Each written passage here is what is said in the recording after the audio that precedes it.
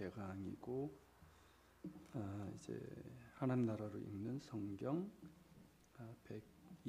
125번째, 신명기 34번째, 그리고 이제 신명기 24장이에요.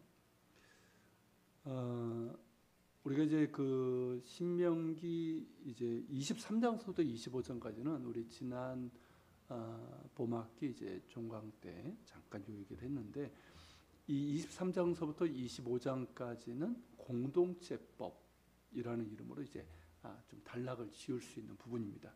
그래서 이제 그 이름대로 주로 이제 공동체와 관련된 율법들로 이루어져 있고, 거기에는 이제 뭐 친족과 관련된 법뿐만 아니라 약자들의 필요와 보호에 있어서 공동체적인 관심을 요청하고 있어요.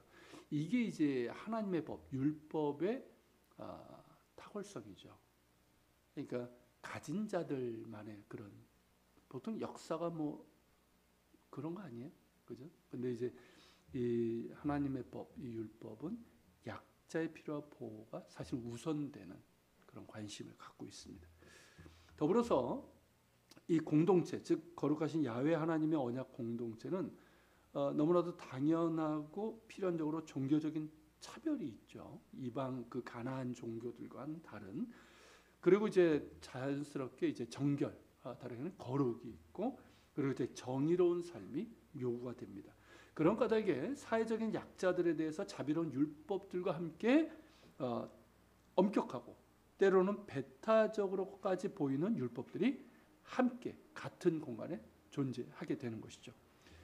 24장의 경우는 여기 나오는 율법의 다수가 궁핍한 자들을 보호하기 위해 가진 자들의 착취와 탐욕을 억제하는 것들과 관련되어 있습니다. 그러니까 약자들을 보호하는데, 보호하기 위해서는 어떻게 돼요?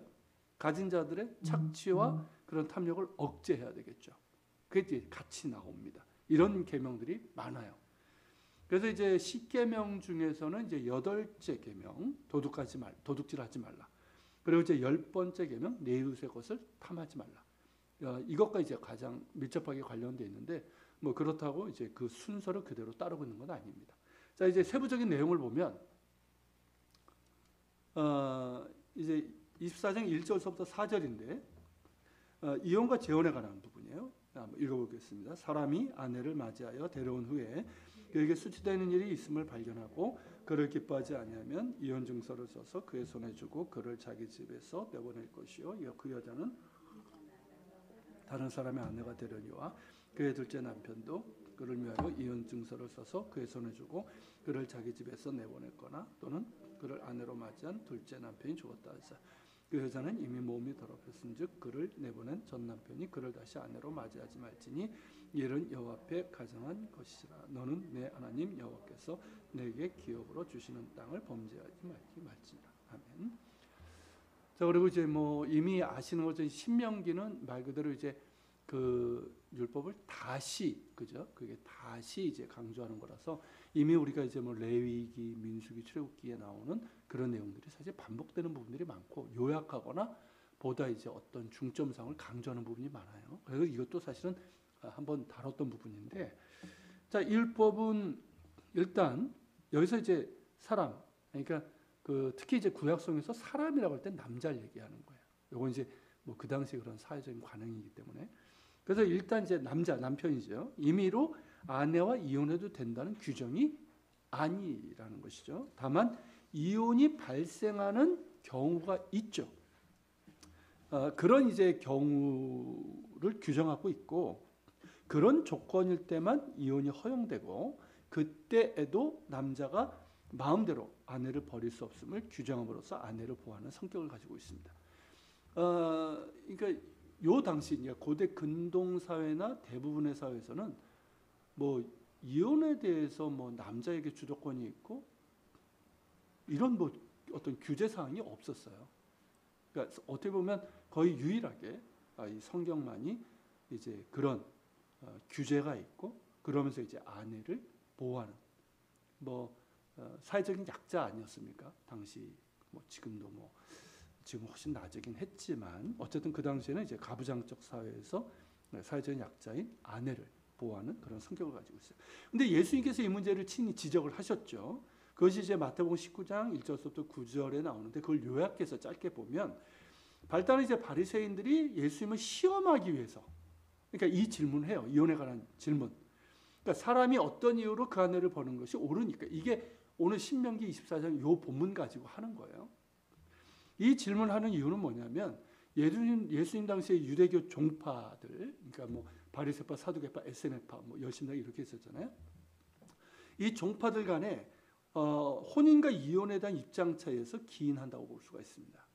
에세네파라는 게 있어요. 그러니까 주류 사회를 떠나서 이제 광야 등 이제 그곳으로 가서 이제 공동 생활을 했던 에세네파의 경우는 일부 일처제를 주장을 하면서 이혼과 재혼을 인정하지 않았습니다.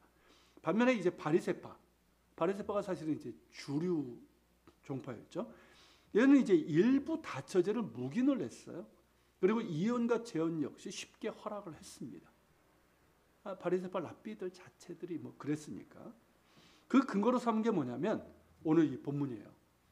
그래서 1절에 보면 수치되는 일이 나와요. 수치되는 일에 대한 해석인데 남편이 아내에게서 수치되는 일을 발견하고 그래서 아내를 기뻐하지 않냐면 이혼 증서를 써서 이제 뭐 버릴 수 있다는 거죠.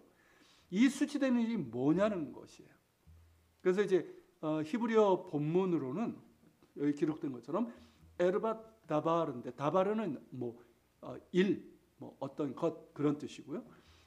에르밧 이게 뭐냐면 벌거벗음, 성적인 노출을 의미합니다. 따라서 이제 에르밧 다바르는 이제 그 문자적인 의미는 벌거벗은 어떤 일, 부끄러움이 드러난 어떤 일 이런 뜻으로 볼 수가 있죠.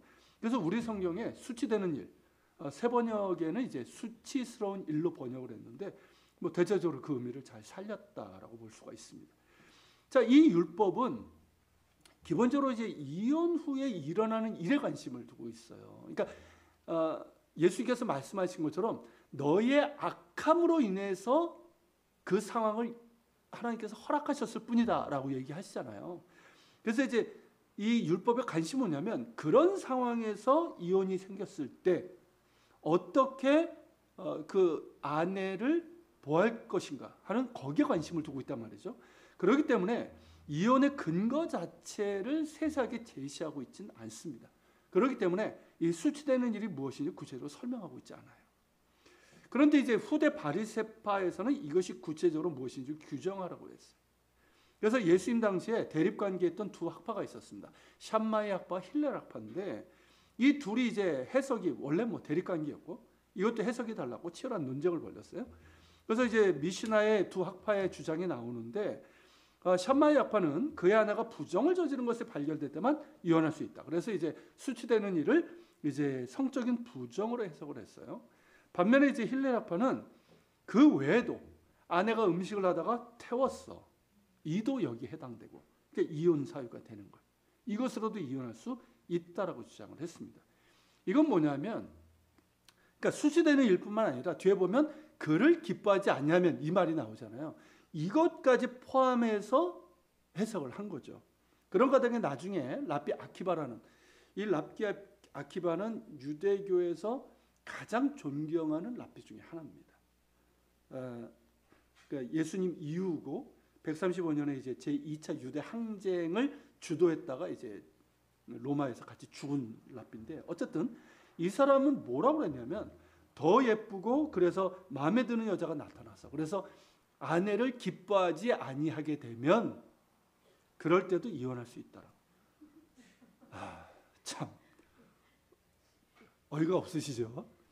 남자인 제가 봐도 참 황당한데 여자분들이 참 이걸 보면 얼마나 어이없나 하는 생각이 드는데, 그러니까 근데 이제 예수님 당시에 이제 힐렐 학파가 우세했습니다.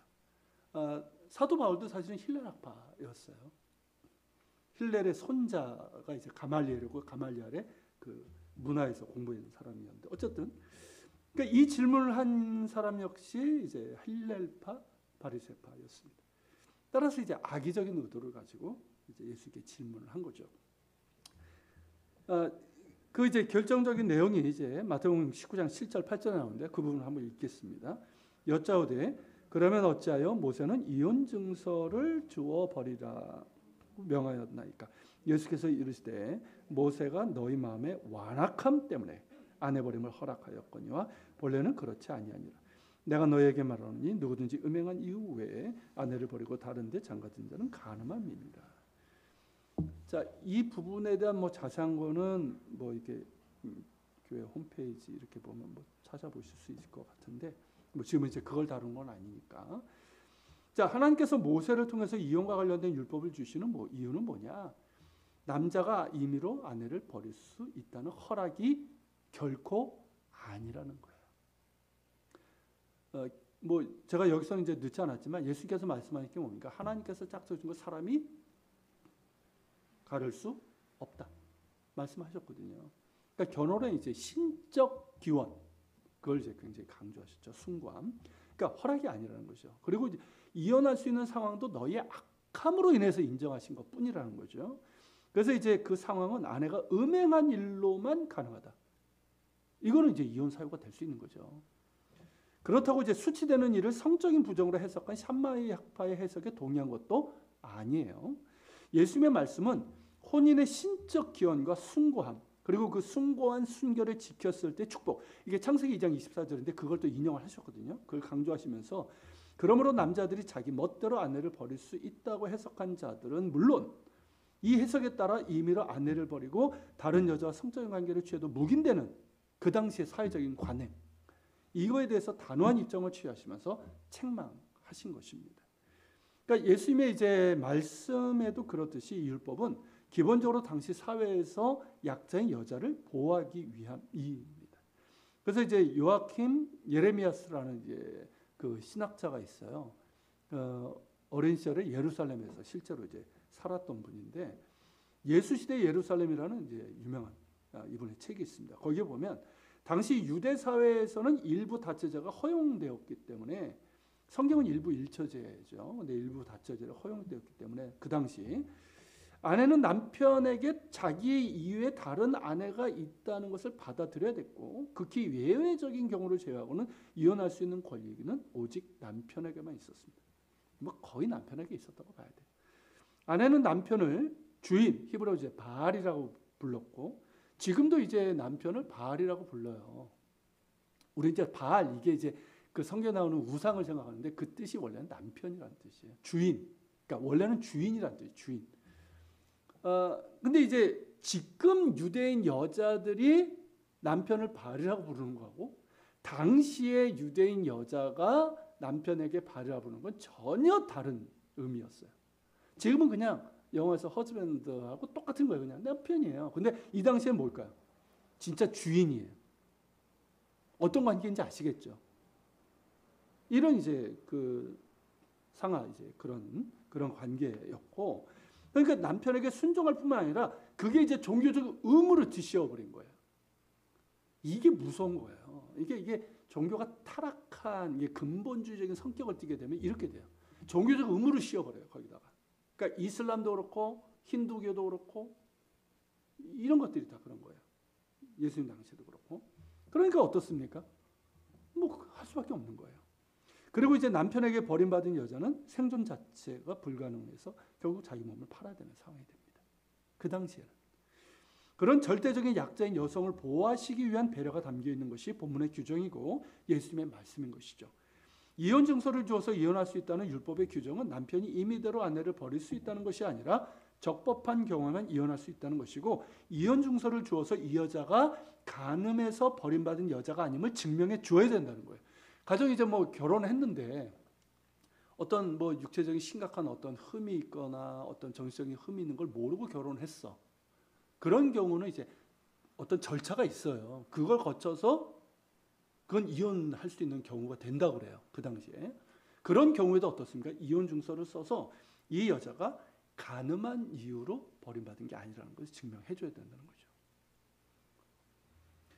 당시 간음해서 이제 버림받은 여자는 둘 중에 하나잖아요. 돌로 쳐 죽거나 매춘부가 되던가 하는 것이죠. 그렇게 되는 것을 막기 위해서 하나님께서 율법을 통해 이혼 증서를 명하신 것인데 당시 유대교에서는 이를 남자가 임의적으로 이혼할 수 있는 근거로 삼아서 여러 이유로 아내를 버린 것이죠. 그러니까 참 악한 세대죠. 자, 예수님께서 이를 이제 어미 책망하신 것이고, 그리고 제자들에게 따로 말씀하시죠. 그러면서 가늠한 경우를 제하고는 아내를 버리지 말 것을 말씀하시면서 혼인관계 숭고함, 그리고 부부 간의 연합을 잘 지켜가라. 이게 포인트인 거예요. 그러니까 혼인관계 숭고함, 그리고 이제 결혼한 다음에는 후회하고 이 남자하고 이 여자하고 그게 아니라 부부관계 연합을 잘 지켜가야 된다. 그걸 말씀하신 거죠. 그러면서 신명기 본문의 규정이 본질적으로 사회적 약자에 해당하는 여성을 보호하기 위함이며, 남성 중심의 가부장적 사회에서 남자의 함부로 혼인과 가정의 신적 기원과 숭고함이 손상되지 못하도록 주신 것임을 확인해 주고 계신 거죠.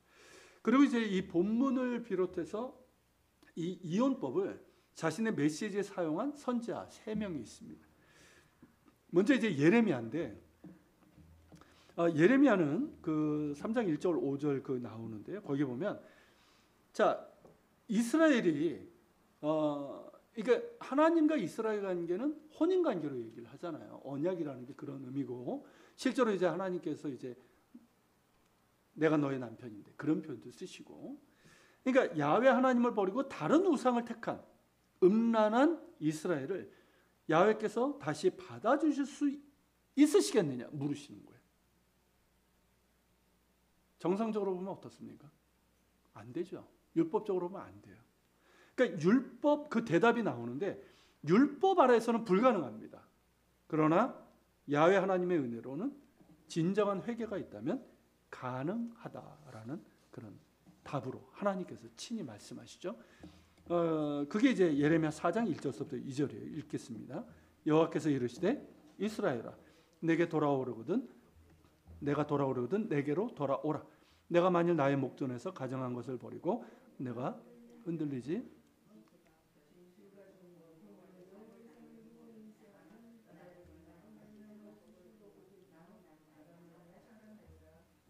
예. 자, 이렇게 이제 말씀하고 있고요. 그러니까 율법으로는 불가능한데 회개하면 은혜 가운데 돌아올 수 있다는 거죠. 그리고 이제 선지자 이사야인데, 이사야는 야훼 하나님과 이스라엘 간의 이혼 증서. 이혼 증서 이제 뭔지 아시겠죠? 자, 이혼 증서를 이제 간음했을 경우 이혼 증서를 쓸 필요가 없죠. 어쨌든 그러니까 야훼 하나님과 이스라엘 간의 이혼 증서를 찾았으나 찾지 못하였기에 이스라엘이 죄악과 음행으로 인해 쫓겨났으나 공식 이혼은 없었고, 따라서 회복의 가능성이 있음을 선포하고 있습니다. 이 역시 이제 하나님의 말씀으로 주어지는데, 같이 읽어볼까요? 나 여호와가 이같이 말하노라. 내가 너희의 어미를 내보낸 이혼 증서가 어디 있느냐?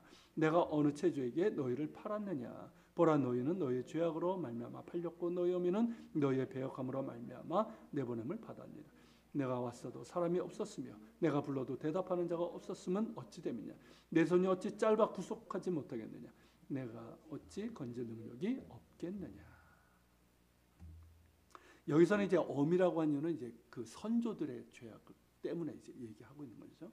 자, 그리고 이제 호세아인데, 호세아는 우리가 아는 것처럼 호세아의 결혼과 이혼은 어떻습니까?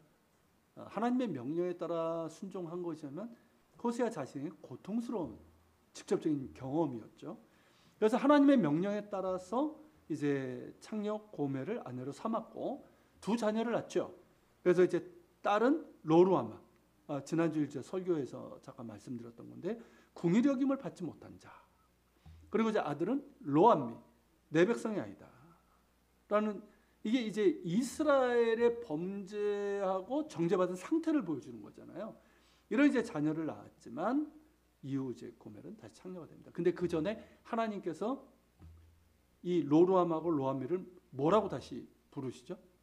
앞에 로, 이게 아니다라는 뜻인데 이걸 제하해 버리시고 루하마, 궁일의 여김을 받은 자, 암미, 내 백성이라 다시 회복시켜 주시는 그 선언을 하시죠.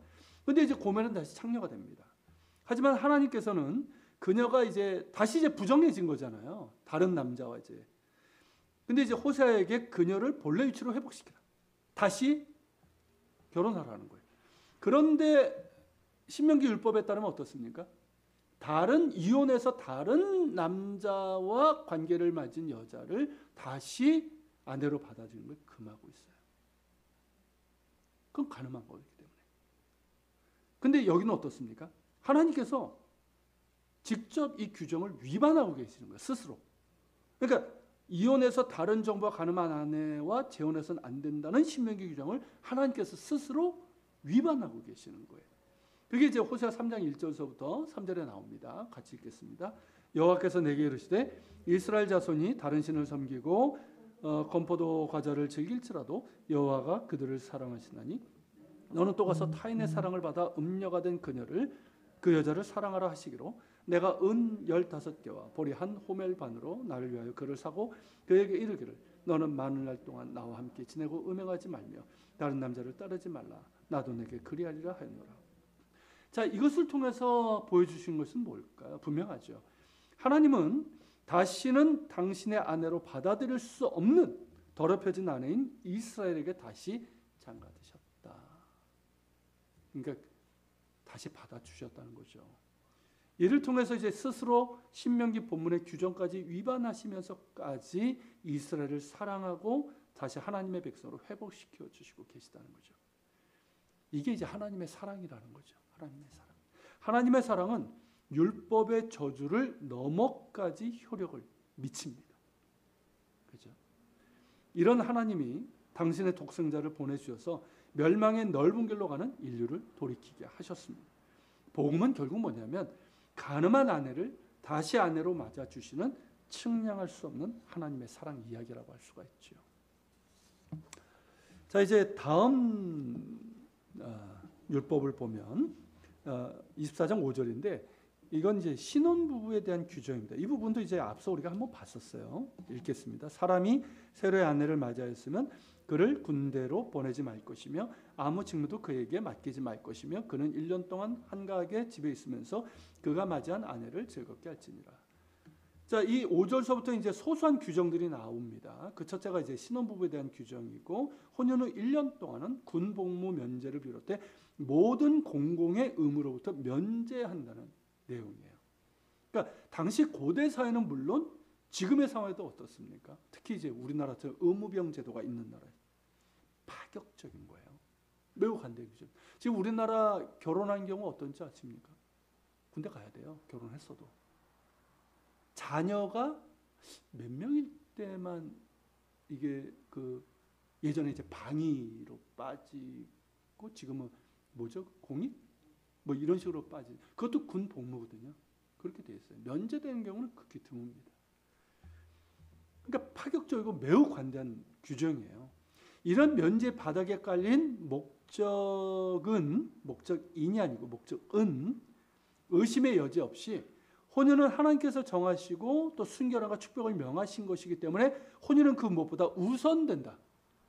혼인은 무엇보다 우선된다. 그리고 혼인 후 부부의 연합, 그가 맞이한 아내를 즐겁게 할지니라. 이게 연합을 얘기하는 거거든요. 그렇게 이제 부부의 연합을 위한 최소한의 시간을 확보해주고, 결혼하고 바로 군대 가버리면 어떻게 되겠어요? 그죠? 지금 뭐 결혼한 것도 아니고, 그죠? 그렇게 이제 부부의 연합을 위한 최소한의 시간을 확보하라는 그런 의미이고, 나아가서 이들 신혼부부가 부모가 될 시간을 갖고 이로써 가족의 연속성, 대를 잇는, 이게 굉장히 중요하잖아요. 그러니까 성경에서 이제 자식을 낳는 거는 그냥 대를 잇는 것뿐만 아니라 하나님께서 주신 유업으로서 땅을 계속 이어갈 수 있는, 그죠? 공동체적인 그런 연속성, 이걸 의미하거든요. 그런 의미로 볼 수가 있습니다. 자, 이제 그 다음 단락, 가난한 자들과 사회적 약자에 대한 보호인데, 이거는 제가 이제 그 한꺼번에 하면서 몇 개를 좀 단위로 좀 묶었어요. 그래서 6절, 7절, 14절부터 13절, 14절, 15, 17절, 18절, 19절, 20절. 여기에 이제 중간중간 섞여 있어가지고 이것만 따로 이제 뺐는데, 이것들이 모두 다 가난한 자들과 사회적 약자에 대한 보호 규정입니다. 이 규정들인데 내용을 따라 이제 묶어볼 수 있는데, 먼저 이제 아래 세 단락이 있습니다. 6절, 14절, 13절, 17절, 18절은 모두 가난한 자들과 사회적 약자들에 대한 채권 및 채무와 관련된 법들이에요. 이 법들은 어느 사회든 있죠. 채권, 채무. 그리고 그 사회가 얼마나 자유롭고 정의로운지를 보여주는 척도입니다. 이게. 우리 사회도 이게 있는데 그다지 자유롭지 않고요. 그다지 정의롭지 않아요. 근데 어쨌든 얘기를 보면 굉장히 이제 자유롭고 정의롭습니다. 자, 6절 읽어볼까요? 사람이 맷돌이나 그 윗짝을 전당 잡지 말지니 이는 그 생명을 전당 잡음이니라. 자, 그 다음 10절부터 13절. 내 이웃에게 무엇을 구워줄 때에 너는 그의 집에 들어가서 전당물을 취하지 말고 너는 밖에 서 있고 내게 꾸는 자는 전당물을 밖으로 가지고 나와서 내게 줄 것이며 그가 가난한 자이면 너는 그의 전당물을 가지고 자지 말고 해 질 때에 그 전당물을 반드시 그에게 돌려줄 것이라. 그리하면 그가 그 옷을 입고 자며 너를 위하여 축복하리니 그 일이 내 하나님 여호와 앞에서 내 공의로움이 되리라. 자, 10절 18절. 너는 객이나 고아의 성사를 억울하게 하지 말며 과부의 옷을 전당 잡지 말라. 너는 애굽에서 종되었던 일과 내 하나님 여호와께서 너를 거기서 속량하신 것을 기억하라. 이러므로 내가 내게 이 일을 행하리라 명령하노라. 자, 율법은 궁핍한 자들에게 빌려주기를 명하고 있습니다. 그러니까 빌려주는 것을 인색하게 하지 말라 명령하고 있어요. 그리고 이제 그렇게 명령하고 있지만 인간은 어떨까요? 아주 탐욕스럽고요. 참 차갑습니다. 이게 사실 인간의 본래 모습인 것 같아요.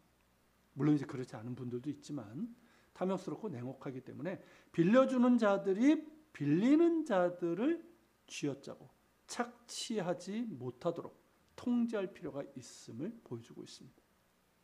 이 통제가 있는 거죠. 그렇기 때문에 소유자의 생명과 직결되는 것들을 저당 잡는 행위는 엄히 금하고 있습니다.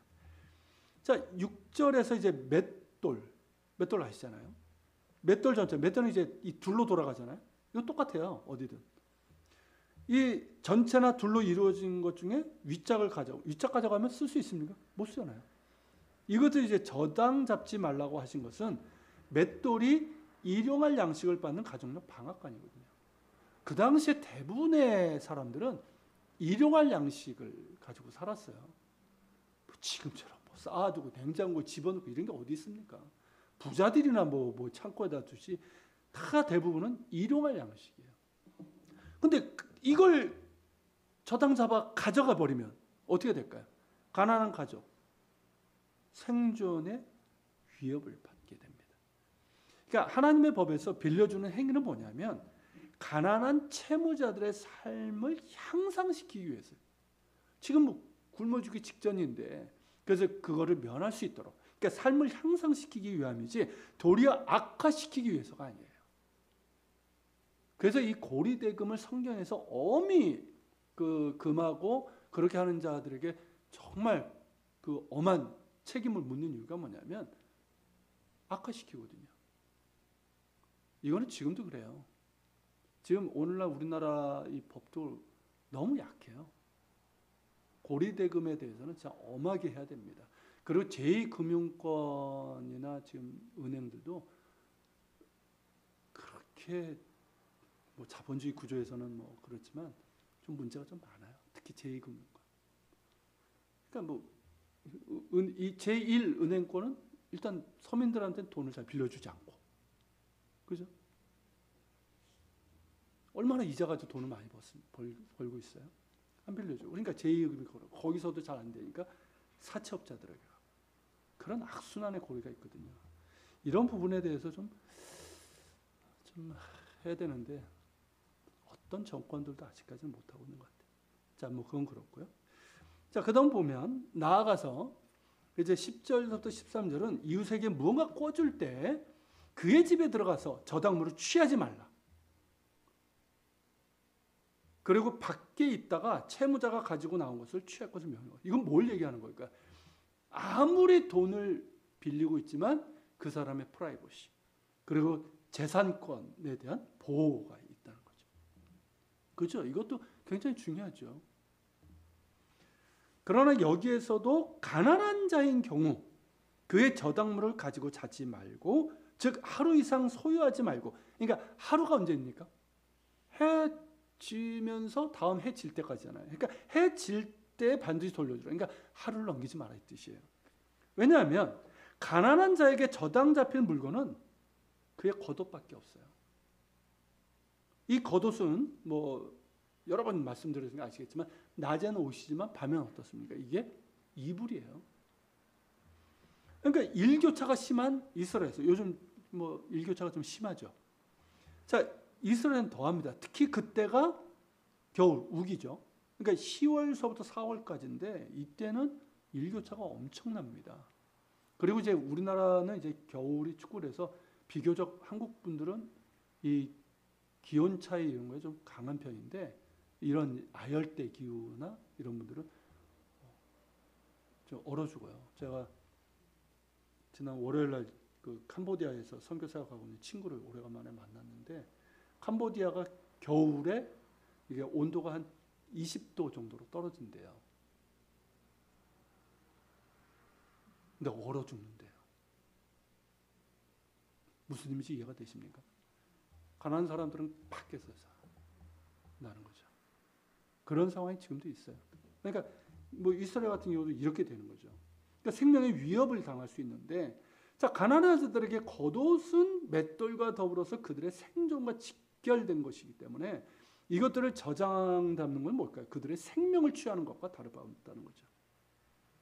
그리고 이 율법처럼 가난한 자의 겉옷이나 맷돌을 저당 잡지 않거나 혹 저당 잡았을지라도 해가 지기 전에 돌려주어서 그가 겉옷을 입고, 그러니까 덮고 잔다면 그를 빌려준 이를 위해서 그 사람이 어떨까요?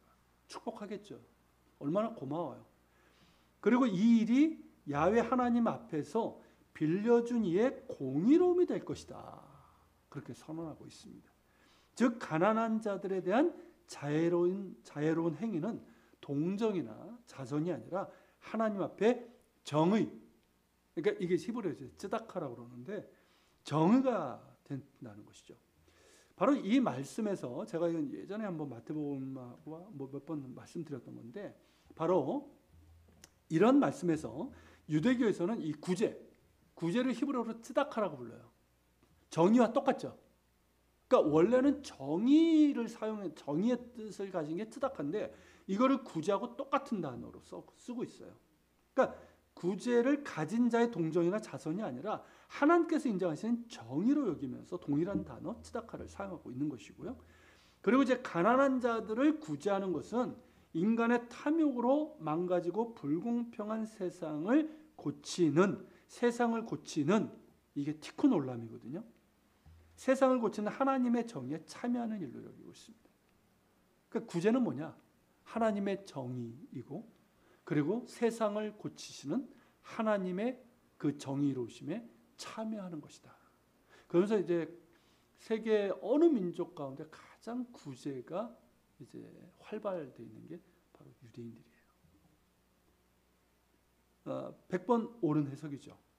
그리고 우리 그리스도인들 역시, 아니 그 이상으로 예수님께서 말씀하셨잖아요. 너희의 의가 바리새인들과 같으면 자랑할 게 없어요. 그 이상이 되었다는 말씀하셨잖아요. 그러니까 그 이상으로 하나님께서 기뻐하시는 정의를 해가면서 세상을 고치시는 하나님의 일하심의 도구가 되어야 할 것입니다. 그러니까 세상은 인간의 탐욕으로서 불공평하잖아요. 이렇게 돼 있잖아요. 이렇게, 그죠? 이거를 구제를 통해서 맞춰가야 돼요. 이게 교회가 해야 될 일이에요. 그리스도인들이 해야 될 일이고. 그래서 막 부자 되고 막 이런 걸 하나님께 축복받았다고 막 간증하고 자랑할 것이 아니라 얼마나 많이 손을 펴서 섬겼는가. 그게 우리가 하나님 앞에 감사해야 될 내용인 것이죠. 자, 이제 17절, 18절의 경우도 같은 맥락인데, 이 객은 이제 이방인 나그네들 얘기하는 거죠. 이 객과 고아와 과부, 즉 사회적인 약자들의 인권과 생존권을 보장하고 있습니다. 사회적 약자라서 그들의 재판, 송사를 억울하게 하지 말 것이며, 정말 중요하죠. 우리 사회에서는 더더욱. 그리고 그들의 거돈 역시 저당 잡지 말 것을 명령하고 있습니다. 그 근거는 이스라엘 백성이 애굽에서 종되었던 일과 그러한 그들을 야훼 하나님께서 속량하셨기 때문이라는 거죠. 그죠? 그들이 그런 신세였거든요. 애굽에서 이방인 나그네였잖아요. 거기서 뭐 대접이나 받았습니까? 노예였죠. 완전히 뭐 약자 중에 약자였잖아요. 그런 그들을 하나님께서 긍휼히 여기사 구원하셨다. 이것을 기억해야 되고 따라서 나그네를 비롯한 사회적 약자들을 선대하고 보호해야 된다. 우리 식으로 하면 배고프던 때를 기억하라 이 뜻이죠. 자, 14절, 15절 그리고 19절, 22절 역시 가난한 자들에 대한 규정이지만 그 내용은 조금 다릅니다. 그건 뭐냐면 그들의 품삯에 대한 것과 추수 시 수확물에 대한 잉여적 배려에 대한 것이에요. 자, 14절, 15절 읽어볼까요? 공공하고 빈궁한 품꾼은 너희 형제든지 내 땅 성문 밖에 우가는 계기든지 그를 학대하지 말며 그 품삯을 당일에 주고 해진 후까지 미루지 말라. 이는 그가 가난함으로 그 품삯을 간절히 바람이라. 그가 너를 여호와께 호소하지 않게 하라. 그렇지 않으면 그것이 내게 죄가 될 것이니라. 자, 뭐 이 직업 그리고 임금 지급 이것이 지금처럼 체계화되고 세분화되어 있지 않았죠. 그 당시에는. 그래서 일반적인 품꾼은 뭐냐면 정규 노동자를 얘기하는 게 아니에요. 대부분은. 그러니까 품팔이죠. 품팔이 하는 가난한 사람들이었습니다. 거기에는 이제 그들 가운데 거하는 객, 이방인, 나그네, 요즘으로 하면 외국인 근로자들도 포함되어 있었죠. 이들은 이제 일이 있을 때마다 품을 팔아서 근근히 생계를 유지했던 사람들이고 따라서 그들의 삶은 어땠을까요? 늘 곤궁하고 비난했습니다. 이들을 학대하지 말 것이며 또한 그 품삯을 당일에 주고 해진 후까지 즉 내일로 미루지 말라는 명령이에요. 자, 고용주에게는 어떨까요? 그 재산의 일부예요. 품삯을 주는 건. 그래서 뭐 큰 문제가 없겠지만 받는 사람은 어떨까요? 가난한 일용직 근로자들에게는. 그게 하루 생계비이기 때문이죠. 그래서 당일에 품삯을 주지 않으면 혹은 그들이 굶게 되죠. 그러면 뭐 그들이 하나님께 호소할 것이고 그것이 고용주에게 죄가 될 것이다. 오늘날 우리 사회에서도 참 흔하고요. 오히려 늘고 있는 그 일용직 근로자들, 비정규직 이거 우리 사회에 계속 문제되고 있지 않습니까? 그들의 이제 처우와 임금 체계를 정상화할 필요가 정말 있습니다. 할 수 있어요. 근데 기업들이 안 하는 거예요. 줄이기 위해서. 근데 뭐 그 기업 측에서 얼마나 많은 이유를 걷고 있습니까? 실제로 뭐 정말 재정 타태가 힘들어서 그런 경우도 있지만 대부분 그렇지 않아요. 이거 정상화 시킬 필요가 있습니다. 그리고 특히 이제 외국인 근로자들의 임금을 제때 지불하지 않거나 아예 지불하지 않는 악덕 고용주들 여전히 많다고 합니다. 엄한 책임을 물어야 돼요. 이런 그 외국인 근로자들을 위해서 사역하고 있는 목사님들, 그런 선교단체들, 교회들이 제법 있어요. 그러니까 뭐 안산이나 뭐 이런 지역들에 보면 있습니다. 참 잘하고 있는 거고요. 우리 또 관심을 가져야 됩니다. 자, 19절부터 22절 읽겠습니다. 내가 밭에서 곡식을 벨 때에 그 한 뭇을 밭에 잊어버렸거든. 다시 가서 가져오지 말고 나그네와 고아 가부를 위하여 남겨두라. 그리하면 내 하나님 여호와께서 내 손으로 하는 모든 일에 복을 내리시리라. 내가 내 감람나무를 뗀 후에 그 가지를 다시 살피지 말고 그 남은 것은 객과 가부와 고아 가부를 위해서 남겨두며 내가 내 포도를 딴 후에 그 남은 것을 다시 따지 말고 객과 고아 가부를 위하여 남겨두라. 너는 애굽 땅에서 종되었던 것을 기억하라. 이러므로 내가 내게 이 일을 행하리라 명령하노라. 자, 이 율법은 역시 이제 사회적 약자들에 대한 것이고 추수시 수확물에 대한 잉여적 배려를 명령하고 있습니다. 그러니까 밭을 추수할 때 다 거두지 말라는 거죠.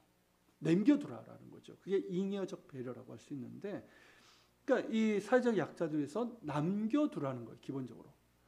여기 나오지 않았지만 우리가 봤지만 밭을 추수할 때 어떻게 하라고 명령하고 계십니까? 하나님이 내 구탱이는 남겨두라.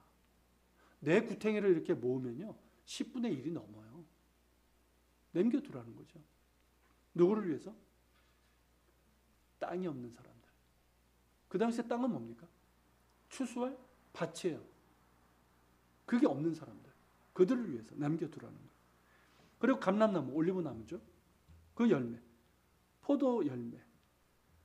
이건 뭐 거의 특별히 이제 감람나무하고 포도나무 열매를 얘기한 게 그 당시에는요, 이게 굉장히 중요한 거예요.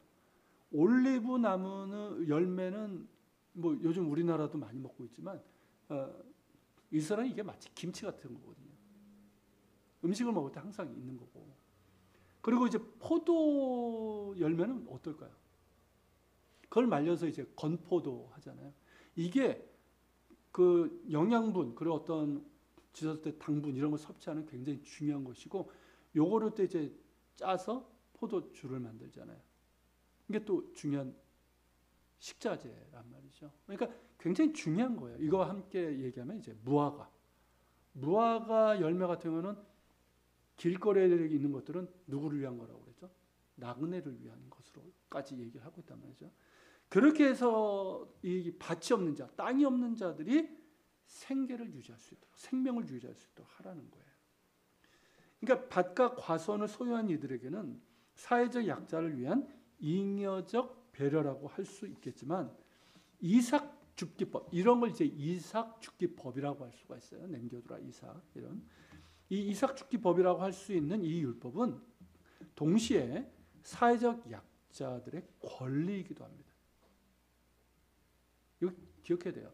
그러니까 땅을 가진 사람들에게는 배려가 되겠지만 사실 의무예요. 명령이기 때문에. 하나님의 명령 때문에 의무예요.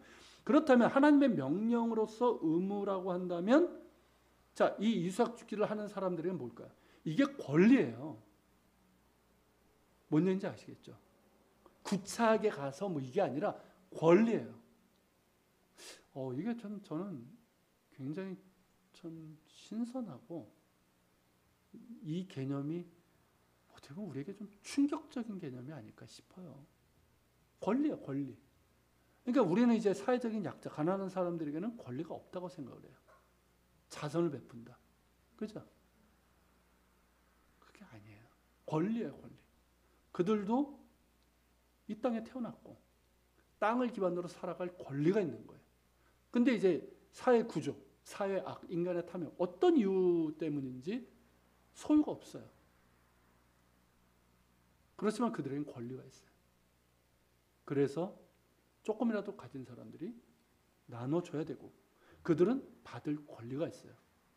물론 이제 뭐 감사함으로 이렇게 받겠지만 그 권리가 있다는 거죠. 이걸 우리가 기억해야 된다는 거예요. 자, 계속 보면요. 즉 가진 자들이 얼마를 남겨줄 것을 바라고 그들의 선처에 따라 약자들의 삶이 좌지우지 돼서는 안 된다는 것이죠. 사회적 약자들 역시 땅을 통해서 삶에 필요한 것들을 얻을 권리가 있다는 것입니다. 땅은 하나님의 것이에요. 그죠? 땅은 하나님의 것이에요. 인간의 것이 아니에요. 하나님의 것이고, 하나님께서 지파 가문을 따라 나눠주신 유업입니다. 이스라엘뿐만 아니라 우리에게도 이 개념이 있어야 돼요. 땅은 하나님의 것이에요. 뭐 물론 지금 이제 뭐 사람들이 소유하고 있는 그런 개념이지만 기본적으로 땅은 하나님의 것이에요. 따라서 모든 사람이 땅을 통해서 삶에 필요한 양식을 얻어야 되고, 이는 하나님께서 주신 은혜이자 권리입니다. 비록 어떤 연유에서 땅을 소유하지 못하게 되었거나 땅이 없는 이방인 나그네일지라 할지라도 동일합니다. 땅은 하나님의 것이고 모든 사람이 땅을 통해서 삶을 영위할 수 있어야 합니다. 그러기에 이삭 죽기법은 땅을 소유한 이들에게는 지켜야 될 하나님의 명령이자 공동체 전체에 대한 의무이고, 동시에 이삭 죽기는 땅이 없는 가난한 사회적 약자들의 권리입니다. 토지의 소유자들이 하나님의 명령에 순종하여 의무를 잘 수행할 때 사회적 약자들의 권리도 보장될 수 있는 것이죠. 그리고 이로 인해서 야훼 하나님께서 복을 내리실 거예요. 그 사회, 그 공동체는 복을 받을 수밖에 없어요. 그죠? 막 이런 말씀 이렇게 보면 우리 사회 문제가 막 보이지 않으세요? 참 이런 데 답이 있는데 왜 이걸 못 보는지 모르겠어요. 안타깝습니다. 자, 7절, 8절서부터 9절, 16절은요. 또 앞의 내용과는 좀 다른 세부적인 상황에 대한 규정들입니다. 유인죄, 악성 피부병, 연좌제에 대해서 각각 다루고 있어요. 자, 7절 읽어볼까요? 사람이 자기 형제 곧 이스라엘 자손 중에 한 사람을 유인하여 종으로 삼거나 그것이 발견되면 그 유인한 자를 죽일지니 이같이 하여 너희 중에서 악을 제할지니라. 자, 먼저 7절은 일종의 절도에 해당돼요. 근데 이제 그 율법에 보면 절도법은 사형에 해당되지 않습니다. 그러니까 사람의 생명을 해하는 거는 사형으로 이제 다스리지만 사람의 생명을 해하는 게 아니에요. 근데 여기서는 그 예외적인 건데 여기서 말하는 절도의 대상은 뭐기 때문입니까? 사람의 생명이기 때문에 그래요. 그러니까 유인으로 번역된, 영어로 하면 이제 키드내핑인데 이 단어는 문자적으로 보면 동료 이스라엘 사람의 생명을 훔쳤다. 그러니까 노게브 네페시. 그러니까 네페시가 이제 생명이거든요. 히브리어로. 생명을 훔친 거. 이렇게 규정하고 있어요. 그러니까 사람을 유인, 뭐 유괴, 납치 이런 거죠. 유인하여 종으로 삼거나 파는 것은 그 사람의 생명을 훔치는 범죄이고 동시에 중대한 사회적 범죄입니다. 왜냐하면 유괴되어서 팔린 경우 10중 8구 외국의 노예로 팔리는 것이고 이스라엘 사회로 본다면 이는 언약 공동체의 일원이 사라지는 것이 되잖아요. 언약 공동체에 큰 해를 가하는 사회적 범죄죠. 그 개인에게는 생명을 취하는 거죠. 그 사람의 인생이 뭐가 됩니까? 그죠? 그래서 이거는 사형에 해당되고요.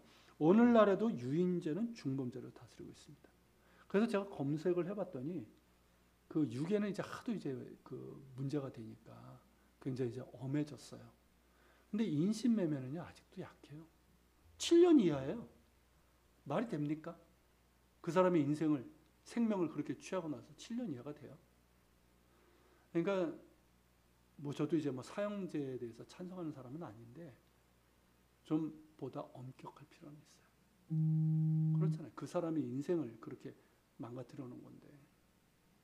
그러니까 엄히 다스릴 필요가 있습니다. 자, 8절 9절 읽겠습니다.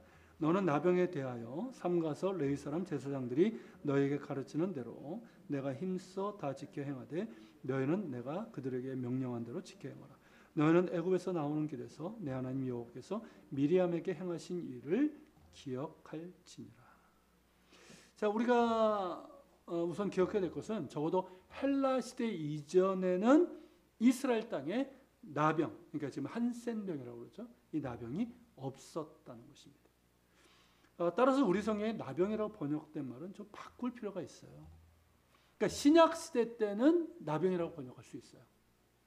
근데 헬라 시대 이전, 그러니까 알렉산더가 이제 다스리기 그 전까지는 이스라엘 때는 나병이 없었던 걸로. 뭐 고고학 증거나 많은 자료들이 얘기를 하고 있어요. 그래서 악성 피부병으로 번역하는 것이 옳고요. 그래서 히브리어 단어 그 짜라트인데 이 단어는 그러니까 악성 피부병, 뭐 피부에 비늘 같은 것이 일어나거나 살갗이 벗겨지거나 거칠어지거나 붉게 변하거나 가려움, 뭐 고름 등을 비롯해서 모든 특별히 이제 전염성 피부 질환 이런 것들을 이제 말하는 일반 용어라고 할 수가 있습니다. 이에 대해서 우리가 봤어요 이미. 그래서 레위기 13장 14장 등에 보다 자세하게 이제 규정되어 있는데 얘는 이제 악성 피부병이 전염되지 않도록 환자를 격리함으로써 환자 공동체 전체를 보호하는 데 그 초점이 있죠. 지금도 그렇잖아요. 격리잖아요. 그죠? 그러면서 이제 개인도 그렇고 다른 사람들도 보호하는 거죠. 그리고 이 질환을 진단하고 처치하는 것은 제사장의 업무 중에 하나였습니다. 다만 이제 신명기 본문은 여기에다가 이제 뭘 이제 상기시키고 있냐면 출애굽 당시에 모세의 리더십에 도전한 미리암을 얘기를 합니다. 그러니까 미리암에게 악성 피부병이 생긴 것을 상기하면서 역사적 경고를 담아 이 부분에 대한 조언을 강하고 있어요. 그러니까 하나님이나 하나님께서 세우신 리더십에 대한 도전이나 불순종이 징벌로 주어질 수 있음을 간접적으로 말하고 있는 것이죠.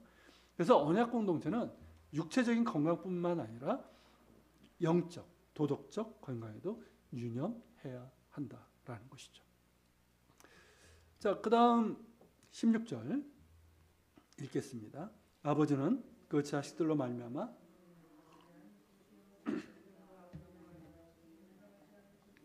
각 사람은 자기 죄로 말미암아 죽임을 당할 것이니라.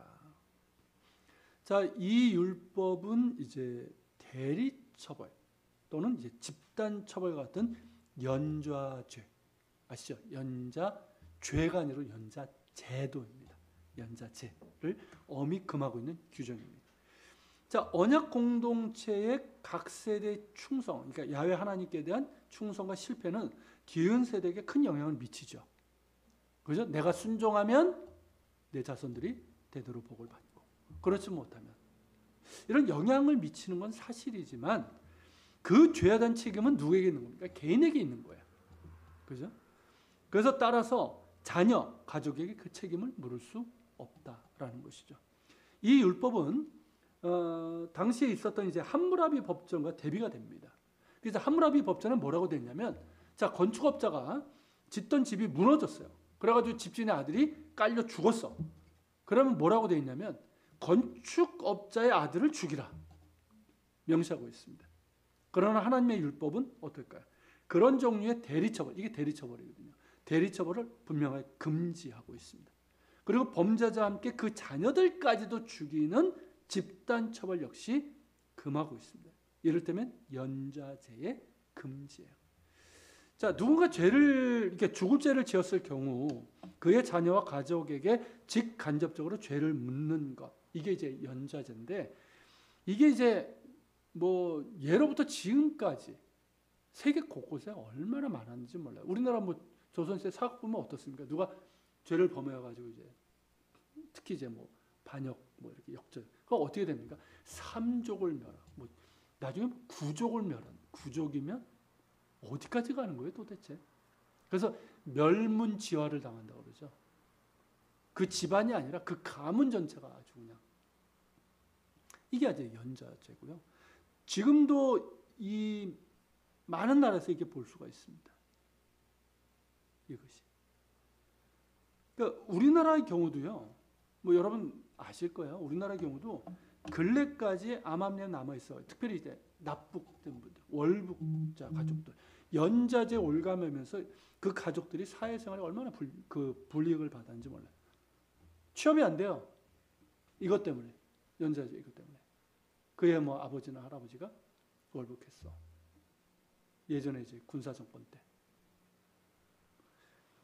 1980년이 되어서야 이 헌법의 연좌제를 금지했습니다. 그래서 제가 찾아보니까 이렇게 되어 있더라고요. 헌법 제13조 3항. 모든 국민은 자기의 행위가 아닌 친족의 행위로 인하여 불이익한 처우를 받지 아니하다. 그래서 연좌제는 법으로 사라졌지만 실제는 어떨까요? 여전히 연좌제와 같은 차별과 편견이 존재합니다. 보증도 그렇고요. 뭐 빚 이런 것도 사실은 이런 부분이라고 할 수가 있어요. 그리고 뭐 어떤 분들은 그 건강보험도 이런 부분이 좀 있다 지적하는 분도 있어요. 제가 세부적인 건 잘 모르겠는데 어쨌든 그렇고요. 자, 계속 보겠습니다. 자, 이제 결론적으로 이제 보면 우리가 좀 세부적으로 이렇게 보는데 이런 율법 규정을 이렇게 자세하게 좀 볼 수밖에 없어요. 사건이면은 좀 요약적으로 넘어갈 수 있는데, 자, 신명기 24장은 언약 공동체를 건강하고 복되게 가꾸기 위한 규정들입니다. 그리고 이제 거기에 핵심은 뭐냐? 가난한 자들, 사회적 약자를 포함하는 거죠. 이 가난한 자들에 대한 공동체적인 관심과 돌봄에 초점이 맞춰져 있습니다. 이와 같은 공동체 돌봄 자체와 그 돌봄이 구체적으로 실행될 것인가의 여부는 하나님의 은혜를 다 함께 인식하는가, 즉 기억하는가에 달려있다는 거죠. 그래서 24장에 이 이스라엘에게 출애굽을 기억하라. 그러니까 출애굽이 하나님께서 극한 어려움에 처한 이스라엘에게 보여주신 후함의 증거, 즉 은혜의 증거, 궁휼하심의 증거라는 것을 기억하라고 두 차례 상기시키고 있는 거예요. 그것을 기억하라고 명하고 있고, 기억할 때 어떨까요? 우리도 그런 존재였어요. 그렇죠? 그렇기 때문에 이스라엘은 사회적 약자에 대한 관심과 돌봄에 힘쓸 것이고, 이를 통해서 이스라엘은 야훼 하나님의 언약 공동체로 견고해질 것이고 하나님께서 약속하신 축복을 누리게 될 것입니다.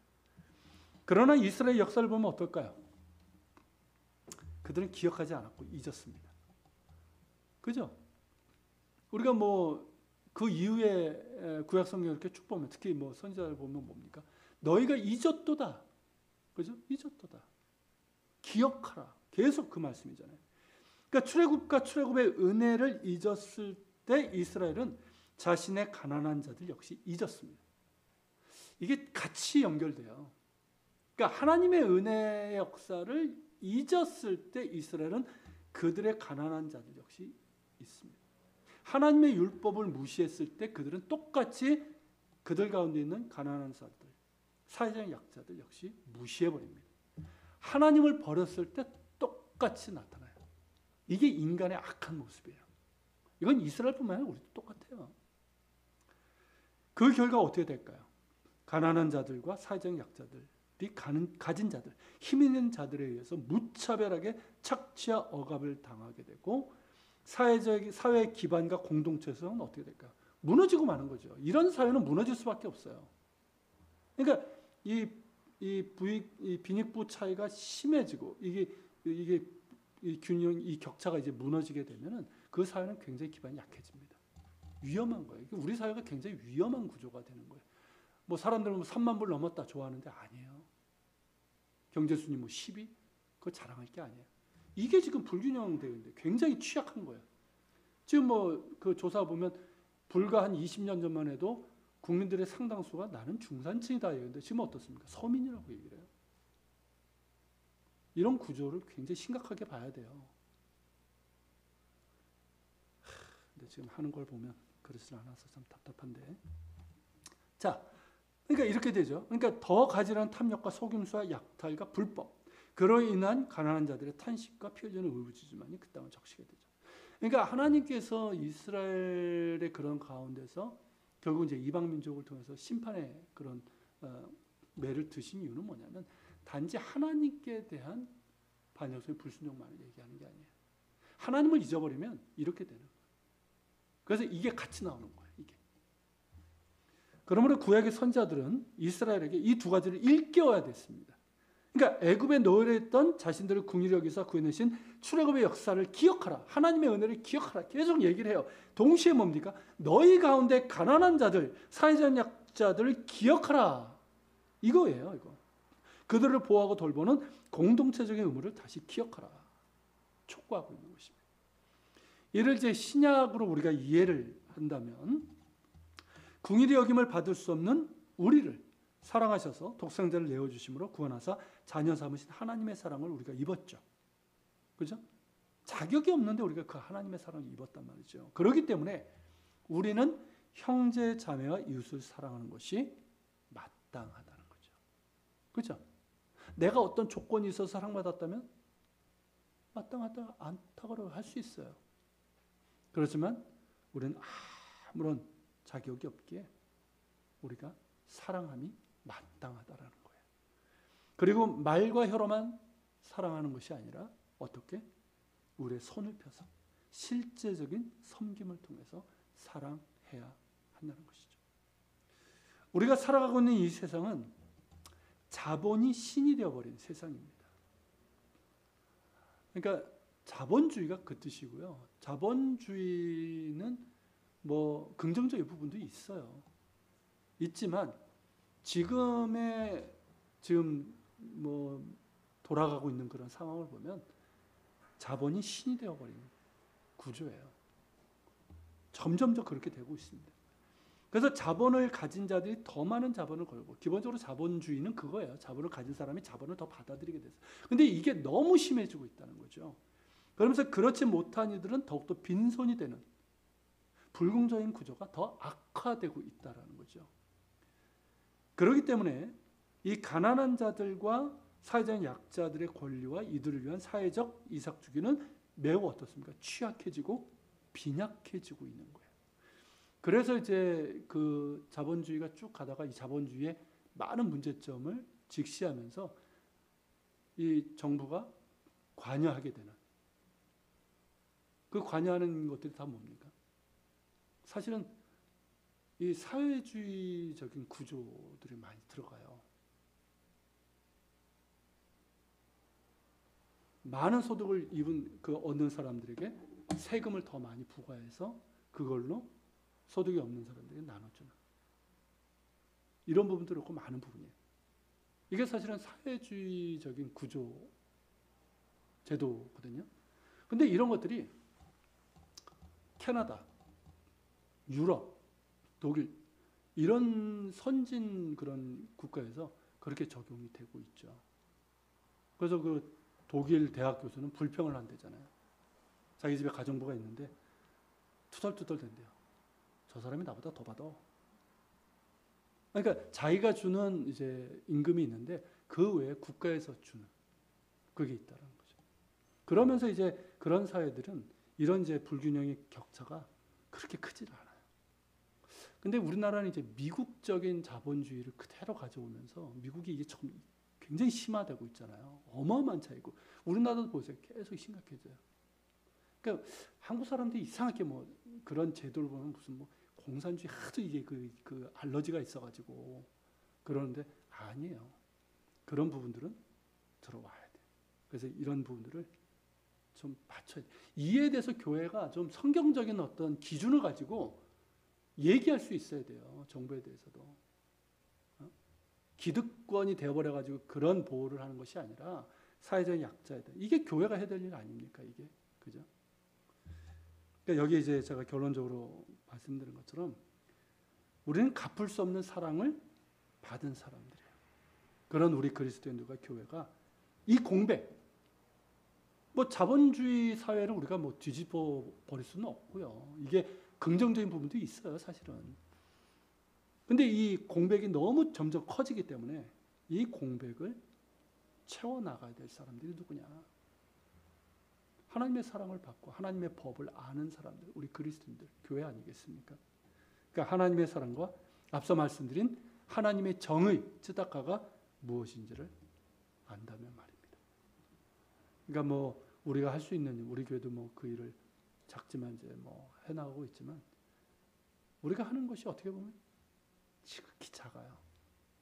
그래서 어떻게 보면 뭐 그런다고 되냐? 근데 그게 그런다고 돼요. 나는 이제 1, 2만 원 개인적으로 뭐 하시는 분들도 있잖아요. 1, 2만 원 하는 거 그거 가지고 돼? 근데 그거 가지고 돼요.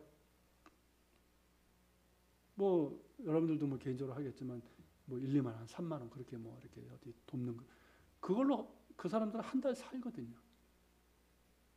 뭐 캄보디아 있는 교회는 월 100불 가지고 운영이 되는 상황인 거예요.